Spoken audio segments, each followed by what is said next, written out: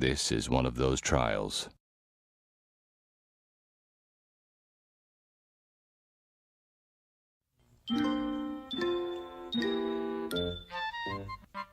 Hi, I would like to withdraw my life savings, please. Sure.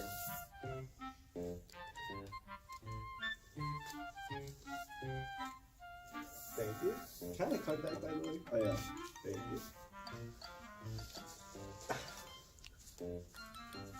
Hey, it's your boy. Just got out of the bank. Just took out my life savings. I'm about to buy some stuff.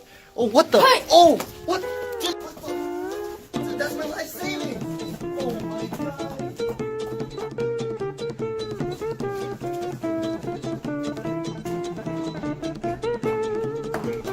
Damn it.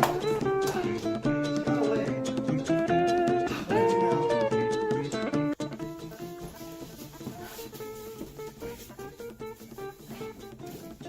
Let's see how much this guy has. $1? Well, that's obvious that you're arrested. You have the right to remain silent. Anything you say can and will be held against you. You have the right to an attorney. If you can't afford one, will be provided for you. Damn.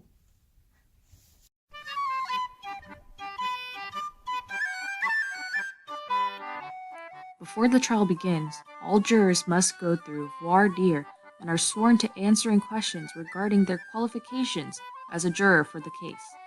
Voir dire is the process in which the selected jurors are questioned in advance, prior to the trial by a judge or an attorney in order to discern any type of biases or conflicts that may serve as reason for dismissal of a potential juror.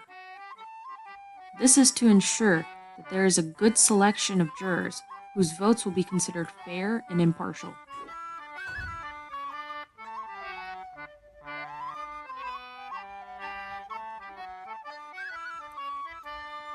My name is Robert Yahong. 5 years ago, a robber broke into my house and then stole every valuable thing. 3 years ago, a man stole my purse and all my money was in it. Well, nothing actually really happened to me. I'm just going to class every day and having my very bored college life. Yo no sé qué estoy haciendo. Me mandaron llamar y aquí estoy. Pero no sé qué está pasando. Estoy perdida.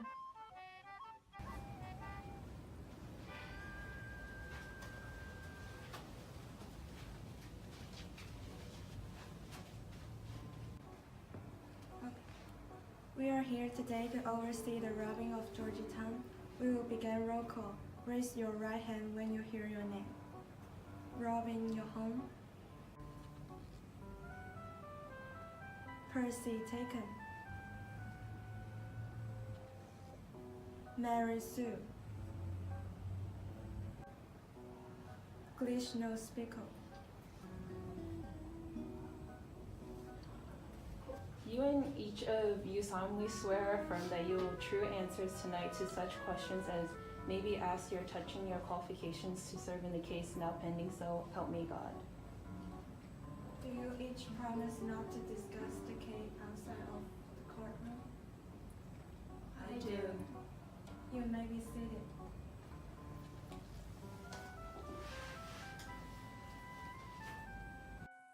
In a well-prepared voir dire, the attorney should take note of who is sitting by whom, or who seem to be friends. If they are together, they are more likely to vote together. Take, for example, jurors 2 and jurors 3. As you can recall, these two chose to sit next to each other during the roll call process. My name is Defensie Daisy, and I am here representing John Lee, who is accused of stealing Bendover's wallet. My name is Andrew Wong. I am representing the victim who lost all of his life saving of $1.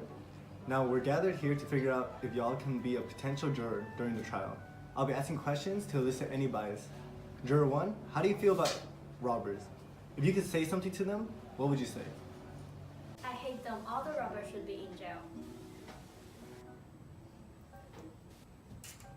If the robber were to be fined, how much do you think is an adequate amount? If a robber was charged with the same crime, should they be appointed community service? He should be fined 1 million and do 2 years of community service. They are all terrible. I think one should not be charged that much. Robbery isn't a big deal, you know. Just 2 months community service is enough. The judge and I will now discuss who will attend the trial.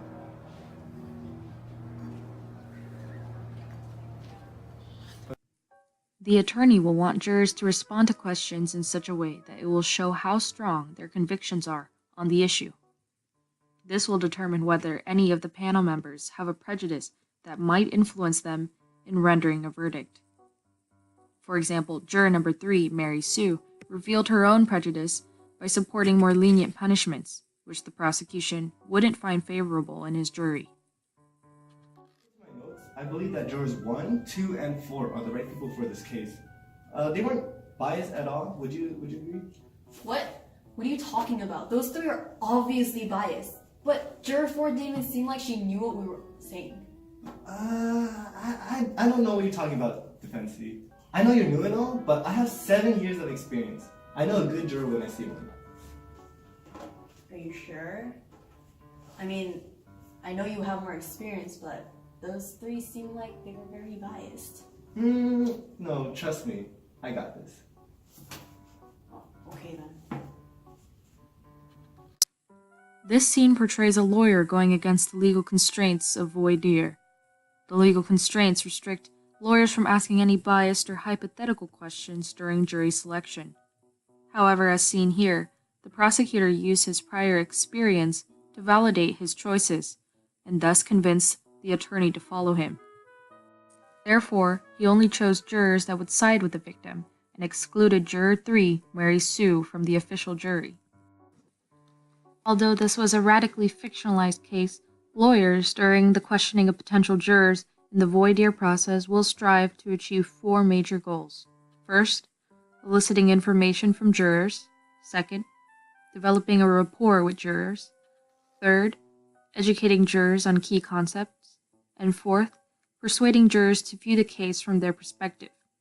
They often achieve this through the survey process, as well as their strangely specific and elaborate questions.